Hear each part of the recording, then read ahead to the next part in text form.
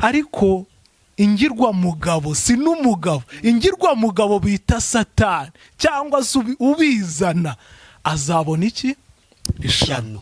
Rero ndakubwiza ukuri, kubera turi abantu, kandi abantu twebwe turi nk'amazi. Amazi iyo uyamenye mu butaka arashoka, ntabwo ubasha kuyayora. Rero abantu ubuzima bwacu bumeze nyine nk'amazi, ntabwo umuntu ndi umuntu njyewe, ariko gute watinya ibintu nakubwira ngo ibyo urimo ntibizemera? No, we kumva ibyo, we kumva amabwire, we kumva ibicanege biva muri nge cyangwa muri mugenzi wawe, kuko ni umuntu. Ibuka ijambo Imana yaganiye nawe mu minsi ikomeye cyane, ibuka ikintu Imana yakubwiye kikaba cyaremeye. Utekereze cyangwa se uyigirire icyizere, ibyiringiro byawe bizamuke ku Mana, bizamuke ku Mana honyine. Wongere wizere yuko Imana ishobora guhindura amateka y'ubuzima bwawe, wongere ugarukire Imana, ibyiringiro byawe bizamukira Imana, wumve yuko aho uri none uri mu bushake bw'Imana. Kuba uri mu buzima ubayemo none, birashoboka yuko waba uri mu buzima bw'uburwayi umazemo igihe kirekire, birashoboka yuko waba uri mu buzima bw'ubushomeri, urakeneye akazi. Nibyo, ndakwibutsa yuko Imana irabizi. Imana irabizi mama kurwaye, Imana irabizi papa kurwaye, Imana irabizi ko ukeneye akazi musore wanjye, Imana irabizi ko ukeneye kuva muri ubwo buzima, Imana irabizi yuko ukeneye guhindurirwa amateka cyangwa se ubuzima bwawe bukwiye guhinduka, irabizi. Ndagira ngo nkubwire ngo ibutegereje, tegereza wihanganye. Yes, reka mbasuze abakunzi ba Kurikira TV show aho merose mu Rwanda, mu ntara enye ndetse no mu mujyi wa Kigali. Abari muhanga mumva Ikinyarwanda ndabasuje. Imana amahoro nibane namwe kandi bahe umugisha nk'ibisanzwe. Ndayatuma Imana Kurikira, reka ngushimira wakanze subscribe kadushyigikira, tukatuka umuryango mugari. Nawe ugiye kubona iki kiganiro bwa mbere ukayikanda, nukuri ngusabiye umugisha. Nanjye nabasezeranije kutajya mbicisha irungu, niyo mpamvu mba nasuye umukozi w'Imana kugira ngo twivugire ku mbaraga z'Imana. Aha turi mu murenge wa Cyungo mu karere ka Rulindo, ariko avuka mu murenge wa Ruhunde mu karere ka Burera. Nuko twahuriye ku muvandimwe, ku nshuti ye Eric. Bajya bavuga ngo inshuti nziza igusiga indi. Eric twe dusanzwe tuziranye tutarabonana, dupanze gukora ikiganiro, arambwira ati mfite undi munyempano witwa Bitangaza Theogene. Turi n'Imana. Yego, turi n'Imana. Theogene bakunda kwita Bitangaza, niwe turi kumwe kugira ngo twivugire imbaraga z'Imana. Theogene, reka tugusabe ubanze dusengere kugira ngo Imana ize kubana natwe muri iki kiganiro.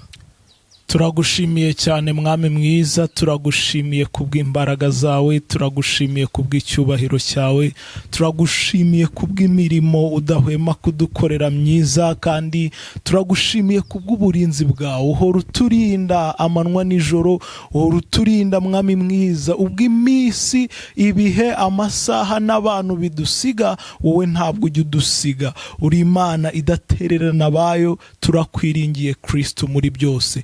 Reka rero tukugira uwa mbere muri iki kiganiro, mwami mwiza, uze utwiyoborere kandi udusange mwami mwiza, kandi ibyo tugiye kuvuga ndetse no gukora bizahugure benshi, bizakize benshi. Kandi mwami mwiza, turasenze kugira ngo imbaraga zose mbi z'umwanzi, z'umwijima, zadusitaza zigatuma ibi bitagenda neza, zose zitsindwe kandi zihagarare. Cyubahiro cyawe kiganze kandi umucyo wawe utumurikire mu izina rya Yesu Kristo, amen. Yego, twigeze dukorana ikiganiro, uvuga yuko umuntu umuhanuriye atizeye wowe wamwizerera. Yego, bigenda ute? Urabona, ushobora kubwira umuntu ikintu, cyangwa se ushobora no mu buzima busanzwe atari wenda ubuhanuzi, ushobora kuganira n'umuntu ukamugira inama cyangwa se ukamuha igitekerezo, ariko ukumva ntari kubyizera cyangwa se ntari kubyumva neza, bitewe n'ubuzima abayemo ako kanya, bitewe n'ibyo yaciyemo se. Ariko wowe wamuha igitekerezo cy'icyo yakora, inama se ntabyemere, ntabyumve, ntanabyizere. yego rero wowe bitewe n'uko ushobora kuba waranyuze mu ubwo buzima cyangwa se waraciye mu bihe arimo ako kanya, ushobora kuba warabinyuzemo. n'urugero wowe ukabuza uko bimera, yaba arwaye se ukaba ubwo burwayi afite waraburwayeho, ukaba uzi inzira byaciyemo kugira ngo ukire, ushobora kumubwira. we byagorana ko agira icyizere wowe bitewe n'uko wabinyuzemo ubizi, ukumva ukabimubwira ufite icyizere cyinshi cyane cy'uko ibyo uri kuvuga ubihagazeho. yego cyane rero niyo mpamvu nanjye hari uwo rero nigeze kubwira ibintu mbona atari kubyumva, ntabyizeye, ariko hari undi nabibwiye cyangwa se Imana yanyujijemo ndabimubwira, biza kwemera. rero numva uwo mwizereye cyane yuko bizemera cyangwa se bizacamo. turi aho ndahita nkubaza, uruhare rw'uhanuriwe n'uhanuye kugira ngo amasezerano asohore ni uruhe? uruhare rw'uhanuriwe n'urw'umuhanuzi kugira ngo ibihanuwe bizasohore ni uruhe? uruhare icyo navuga, umuhanuzi arahanura, cyangwa se umuntu w'Imana, Imana yagiriye ubuntu bwo guha iyo mpano yo guhanura. yego uvuga iby'Imana ikubwiye ukabitambutsa ku wo ikubwiye cyangwa se kuwigutumyeho, ariko wowe wo kubitambutsa, wo kubivuga, yego nta ruhare n'uru na ruto ubigiramo kugira ngo ibikunyuzemo umubwiye bizasohore. yego ariko we ubwe ubihanuriye, ubibwiye,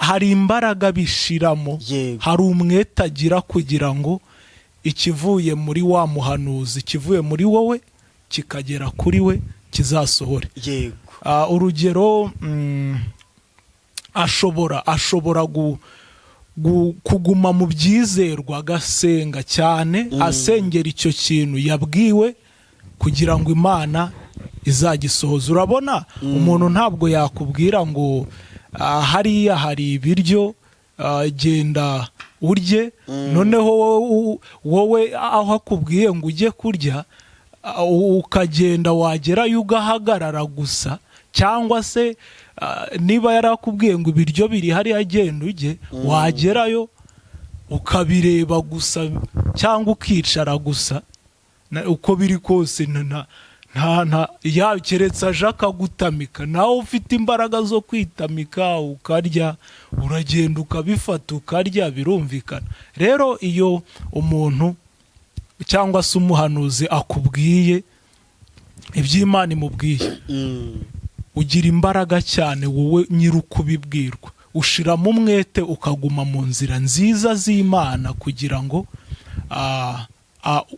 ngo ibyo bintu bizasohore cyangwa se icyo kintu kizabashe kugerwaho. ariko gusenga, ariko kureka ingeso mbi zitandukanye, mbese ni ugukora iby'Imana ishaka muri make, kugira ngo icyo kintu kibashe gusohora. ni nayo mpamvu umuririmbyi yaririmbye akavuga ngo ikimutera ubwoba ngo ni ukubaho adafite Imana, ngo mwami kubaho ntagufite bintera ubwoba. arangije aravuga cyane ngo igitangaje byabasha no kungeza mu rupfu vuba. rero dukwiye kumvira abatubwira iby'Imana yababwiye, ariko tukanagira urufunguzo rw'umwete, kugira umwete n'ishaka ryo kubiharanira kugira ngo tuzabigereho. yego reka uyu munsi twe kuvuga amagambo yacu menshi, ahubwo tuvuga ijambo ry'Imana mu gihe kirekire. yego karibu n'umwanya w'ijambo ry'Imana. yego tugiye gusangira cyangwa se gusoma ijambo ry'Imana riri mu Baheburayo. riri mu Baheburayo, ibice byaho 11. yego niho turasoma. Ndabona nahageze. Tusome mu izina rya Yesu. Abaheburayo igice cya 11. Kwizera icyari cyo. Yego. Ibyitegererezo by'abizera nyakuri. Kwizera ni ukumenya rwose ibyiringirwa udashidikanya ko bizaba, ko bitazaba. Yego. Kandi niko kuduhamiriza ibyo tutareba ko ari iby'ukuri. Yego. Ku murongo wa 4 niho uragarukira. Yego. Icyatumye abakera bahamywa neza nuko bari bagufite. Kwizera niko kutumenyesha yuko isi yaremwe n'ijambo ry'Imana. Nicyo cyatumye ibiboneka bitaremwa mu bigaragara. Kwizera niko kwatumye Abeli aho Imana igitambo kiruta icya Kayini kuba cyiza. Ni nako kwamuhaye guhamywa ko ari umukiranutsi. Ubwo Imana yahamyaga ko amaturo ye ari meza, kandi niko kwatumye nanone akivuga nubwo yapfuye.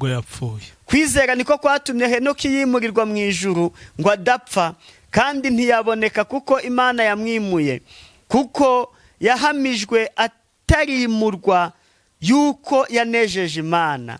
Ariko utizera ntibishoboka ko ayinezeza, kuko awegera Imana akwiriye kwizera yuko iriho ikagororera abayishaka.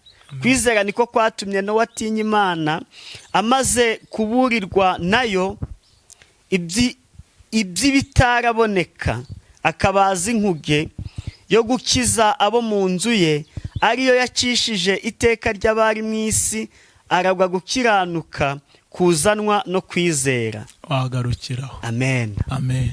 Haleluya. Amen. Umuririmbyi arangije kumva ijambo ry'Imana, anaryohewe cyane cyangwa se afashijwe,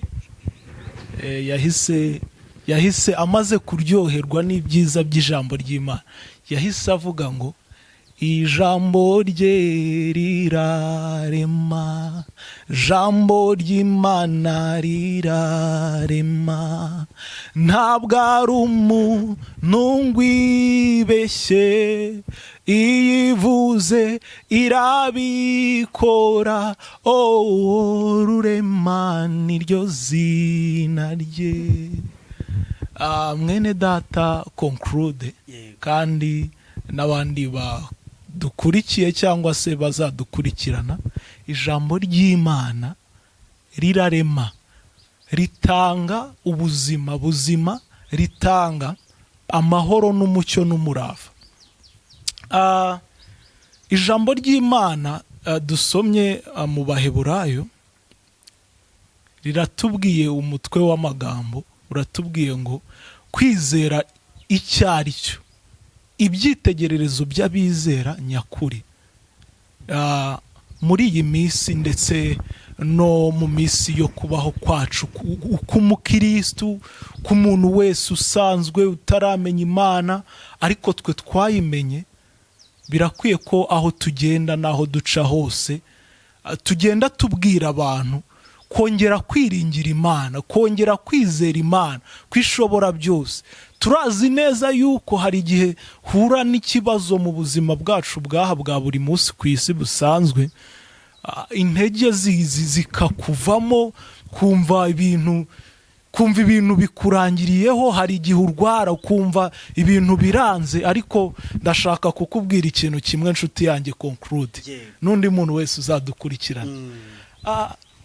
Iyo abantu tukuvuze, iyo abantu bakuvuze, hari igihe kenshi cyane bakuvuga ibintu byo kuguca intege, hari igihe abantu tukuvuga ibintu bikomeretsa umutima wawe, ibintu bikubabariza ubuzima. Hari benshi cyane bavuga ibintu kuri wowe kumva ubuzima burasa naho burangiye, bitewe nuko wagerageje amahirwe ahantu hamwe, ugiye gushaka akazi n'urugero se, ugerageza amahirwe biranga, wari urwaye, umuntu araza guca intege ngo ariko ko wivuje kenshi cyane ukaba utarakize, ubundi wakoze ibi n'ibi, ubundi ubona uzakira. Nawe wareba koko ukabona biragoye ko wakira. ariko ndashaka kukubwira iri jambo hamwe no kwizera Imana. Nshuti yanjye, muntu dukurikiranye wese, waba uri mu majyepfo, iburasirazuba, iburengerazuba, mujyi wa Kigali, amajyaruguru, hirya no hino ku isi, we wese udukurikiranye, ndashaka kukubwira iki kintu. Ibyo abantu bakuvugaho hirya no hino, ibyo nshobora kukuvugaho njyewe ubwanjye, njyewe Theogene, njyewe Bitangaza, ibintu nshobora kukuvugaho njyewe ubwanjye, nta kintu na gito, kuko ndi umuntu byakumaraho, nta kintu na gito byagukoraho cyangwa ngo bigusohoreho. Ijambo ry'Imana, ijambo rya nyiri ijambo, niryo rifite uko rihindura ubuzima bwawe, niryo rirema ubuzima bwawe, niryo ryubaka ubuzima bwawe. Kuko ndagira ngo nkwibutse yuko turi aha mu isi, ikibazo cyose kiri mu isi ndakwibutsa yuko gifitiwe igisubizo. Kandi ndagira ngo mbanze nkwibutse yuko mbere yuko mwarimu iyo yigisha abanyeshuri, mbere yuko ashira ibisubizo kuri taburo cyangwa se ku kibaho cyangwa aho muri kwigira, ntabwo yashiraho ibisubizo atarashiraho iki conclude, atarashyiraho ibibazo. Niyo mpamvu mu buzima busanzwe bwa buri munsi tubanza kubazwa, tubanza gukora ibintu bikanga, amabizinesi tugakora, tugatangira imishinga, ibintu bikanga. Nanjye hari ibyo nakoze bikanga, ndetse na n'ubu hari ibyo ndi gukora bikanga, ariko mfitiye icyizere Imana, mfitiye icyizere Umwami w'abami yuko ibintu bizageraho bikemera. Uti kubera iki? Hari ibyo yakoze, hari ibyo yankoreye, ndabibona. Hari ibitangaza yagiye ikora, ntari gukorerwa na famiye yanjye, ntari gukorerwa n'inshuti zanjye, biremera. Rero nawe ndagira ngo nkwibutse yuko inshuti yanjye cyangwa se muvandimwe udukurikiye, ndagira ngo nkwibutse yuko ibicanege mu rugendo na Bibiliya yarabivuze ngo ntibizabura kuza. Ariko ingirwamugabo si n'umugabo, ingirwamugabo bita Satani cyangwa se ubizana azabona iki? Ishano. Rero ndakubwiza ukuri, kubera turi abantu, kandi abantu twebwe turi nk'amazi. Amazi iyo uyamenye mu butaka arashoka, ntabwo ubasha kuyayora. Rero abantu ubuzima bwacu bumeze nyine nk'amazi, ntabwo umuntu ndi umuntu njyewe. Ariko gute watinya ibintu nakubwira ngo ibyo urimo ntibizemera? No, we kumva ibyo, we kumva amabwire, we kumva ibicanege biva muri nge cyangwa muri mugenzi wawe, kuko ni umuntu. Ibuka ijambo Imana yaganiye nawe mu minsi ikomeye cyane, ibuka ikintu Imana yakubwiye kikaba cyaremeye. Utekereze cyangwa se uyigirire icyizere, ibyiringiro byawe bizamuke ku Mana, bizamuke ku Mana honyine. Wongere wizere yuko Imana ishobora guhindura amateka y'ubuzima bwawe, wongere ugarukire Imana, ibyiringiro byawe bizamukira Imana. Wumve yuko aho uri none uri mu bushake bw'Imana. Kuba uri mu buzima ubayemo none, birashoboka yuko waba uri mu buzima bw'uburwayi umazemo igihe kirekire, birashoboka yuko waba uri mu buzima bw'ubushomeri, urakeneye akazi. Nibyo, ndakwibutsa yuko Imana irabizi. Imana irabizi mama kurwaye, Imana irabizi papa kurwaye, Imana irabizi ko ukeneye akazi musore wanjye, Imana irabizi ko ukeneye kuva muri ubwo buzima, Imana irabizi yuko ukeneye guhindurirwa amateka cyangwa se ubuzima bwawe bukwiye guhinduka, irabizi. Ndagira ngo nkubwire ngo ibutegereje, tegereza wihanganye. Ibyiringiro byawe, umutima wawe, ibyiyumviro byawe, feeling zawe, ukuri kwiyumva bizamuka, ibyiringiro byawe bizamukira Imana. Uba ugabanyije kwiringira cyangwa se kwizera abantu cyane, kubera yuko n'umuririmbyi yararirimbye aravuga ngo abiringiye abantu barabahemukira. Umva igitangaje ngo babahanga amaso bakabakoza isoni. Ariko umva ikintu nkunda cyane, ngo Imana ntabwo igihemuka, ngo ikomeze isezerano kugeza ibihe ibihumbi. Oh haleluya, haleluya, haleluya. Rero nshuti yanjye, muvandimwe wanjye, mugenzi wanjye, iba wihanganiye ubuzima urimo, amasezerano yose uko Imana yatanga. arasohora. yakomeye Haleluya. n'amara Iby'Imana yakubwiye, iby'Imana yaganiye nawe byose bizasohora. Amajwi yose y'urucantege, ibiri kuguca intege, umuntu ye kukubwira ngo igihe wasengeye, ngo ese igihe wagendeye wageze kuki? Ubu utekereje neza ugasubiza amaso inyuma mu myaka 10 ishize, ukibuka inkweto wambaraga, ukibuka ishati wambaraga, ukibuka ikanzu wambaraga, ukibuka uko wari umeze, ukareba uyu mwaka turimo 2026, wasanga ibiryo waryaga, aho wagendaga wasanga nta kintu cyahindutse, wasanga nta change yabayemo. irahari. Dusubije amaso inyuma, inshuti zanjye, ibintu Imana yadukoreye ni byinshi. Ese niba wowe uri kubona kubera ubuzima ubayemo none ukabona bisa naho Imana yakwibagiwe cyangwa ntacyo yakoze, nta n'inshuti ufite, nta n'umuvandimwe mubanaho mu rugo ushobora gutekereza neza ukabona wakwibuka igihe mu myaka 2 ishize, wareba uko yari abayeho, wareba n'uko abayeho, ukabona ubu nta muntu wareberaho, nta muturanyi wabona, ukabona hari uburyo Imana yahinduye ubuzima bwe. Ibyiringiro byawe nibizamuke. Ndashaka yuko ibyiringiro byanjye n'ibyawe umfasha bikazamuka, ukongera ukizera Imana. Bibiliya yatubwiye ngo kwizera ni ukumenya rwose ibyiringiro, udashidikanya yuko bitazaba. Ibyo utareba wowe, nanjye ibyo ntareba, gira ibyiringiro by'uko bizaba. Ndakubwiza ukuri yuko nanjye hari ubuzima narimo bugoranye cyane, hari uburwayi nagize bw'amaso bukomeye cyane. Njya mu bitaro by'Igicumbi mu Rwanda, murahazi, biragorana, biranga, njya inshuro nyinshi biranga, nza kujya ahitwa Ikinihira, ku bitaro byitwa Ikinihira muri Rulindo, naho biranga, baza kuma transfer yo kujya ahantu hitwa Kabgayi. Kabgayi ni mu majyepfo y'u Rwanda. Ngezeyo nari kumwe n'umurwaza, twari kumwe, yari umwe mu babyeyi banjye. Noneho ngezeyo ako kantu niko ngiye gusorezaho, bene data, ntabwo ninda. Noneho ngezeyo nta mashuri ahambaye nari mfite, ansanga abadogiteri baho bazi Ikinyarwanda nibyo, ariko bakoresha n'Igifaransa, ururimi rw'Igifaransa. Noneho ngezeyo ndagira mbanze nkubwire kugira ngo nanaguha inyota yo kugira ngo uharanire gushaka umwuka wera muri wowe, ibyiringiro byawe bizamuke ku Mana, usenga Imana igushire mu mwuka wera. Niba nawe ufite ukaba warasinziriye, usenga ubyuke mu izina rya Yesu, bizemera.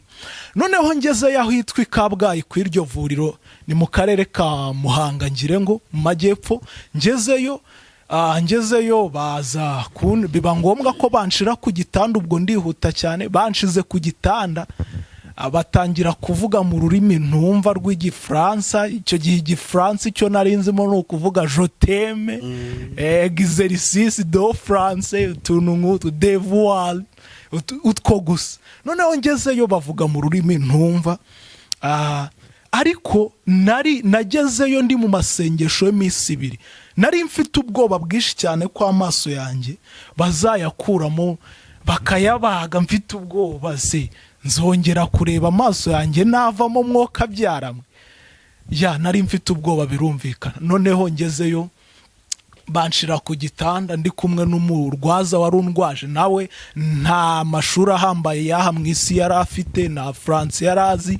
Noneho abaganga bavuga muri France, bavuze muri France, nza gufatwa n'agatotsi ndi ku gitanda kuko nari mu masengesho. Birumvikana umubiri wari ufite intege nke z'umubiri. Noneho ntabyo nzi, mbona umudogiteri w'umusore ndetse n'uw'umumama n'uw'umubyeyi. Noneho nza gufatwa n'agatotsi, mbona inzozi, iyerekwa, nza kugira iyerekwa. Naryamye bari kuvuga, noneho iyerekwa, nza kugira iyerekwa, mbona inzozi, ndababona mu nzozi, abo bari bagiye kumvura. Mbona bari kuvuga ngo ibyo bari kuvuga mu gifaransa njye nabibonye mu nababonaga bari kuganira mu kinyarwanda. Twibuke nasinziye bari kuganira mu gifaransa ntari kumva ibyo ari byo. Umuntu twari kumwe mbere yuko nsinzira ndabyibuka yarambwiye ngo uwo murwaza warundwaje yarambwiye ngo none ko wiga ko wize nigaga sekendara ariko orefu ko wize bari kuvuga ngo iki bimeze bite. Ndavuga nti biranyobeye ahangaha ndayamanitse ibi ntabyo nzi ntabyo ndavuga nti ibi ntabyo mwarimu yatwigishije. Noneho ubwo nsinziye mbona ibyo bari kuvuga mbibona mu kinyarwanda. Nza kubona bari kuvuga ngo umudogiteri w'umugabo niwe wari ugiye kumbaga, yari ari kubwira umugore yari afite urugendo agiye ku rindi vuriro ntazi. Mbona uwari ugiye kumbaga bari bagiye kumbaga, umusore ari kubwira uwo mudogiteri w'umugore ngo ni ubwa mbere ngiye gukora iyi tesite cyangwa se kubaga umuntu amaso. Ati ni ubwa mbere ngiye kubikora. Arangije aravuga ngo nta cyizere mfite cy'uko biragenda neza. Yari arimo yinginga uwo mudogiteri w'umugore ngo ahagume aba ari we ubimfashamo. Uwo nawe afite izindi gahunda ari kujya ahandi ntiyamwemerera. Noneho nihuse cyane ndangije numva ijwi ry'Imana rivuganye.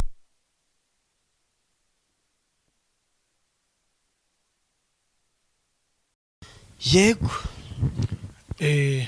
Ubwo rero bene data byo byari ibintu bikomeye cyane birumvikana, ariko Imana yampishuriye nyine ibyo bavugaga njyewe ntari kubasha kumenya. Noneho ubwo nza birangira impaye amakuru y'uburyo y'ibyo kubwira muganga, kuko yahise mbwira, nahise numva ijwi nsinziye gutyo nyine rimbwiye ngo ugiye gukorerwa ibi ugiye kubagwa amaso. Byari mu kwa 10 niba nibuka neza. Nahise numva ijwi rimbwiye ngo uzongera kureba ku itariki 27 z'ukwa 12. Noneho inyereka umuti baba bamaye nkaba nifashishije bidasabye kuba mbaga amaso. Ubwo ariko byumvikana ko yanyeretse n'ibimenyetso 3 nari kubwira uwo muganga w'umusore. Nuko ubwo nza kugeraho nakangutse icyuma kiri ku maso yanjye, numva ikintu kimfashe ku gahanga mpita nshiguka ndakanguka. Noneho nkangutse mpita mbwira muganga ntariko uzi n'ikindi ntabwo ukimbaza icyo cyuma ntabwo kirankoraho. Ati ngaho dati wowe undusha ubumenyi se ni wowe uhindutse muganga kandi ugiye kumvura.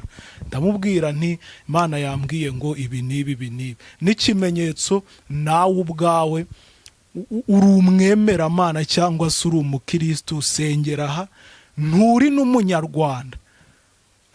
Kuko yumvaga ikinyarwanda yahise abwira umurwaza wanjye ati uyu muntu arimo umwuka w'Imana. Noneho kuko nari nabonye n'umuti n'amafaranga ugura, ndamubwira ahita awutumaho muri farumasi bajya kuwunzanira. Kubw'amahirwe y'Imana nibankozaho icyuma nibambaga amaso yanjye aza kugenda yongera kubona bikomeye.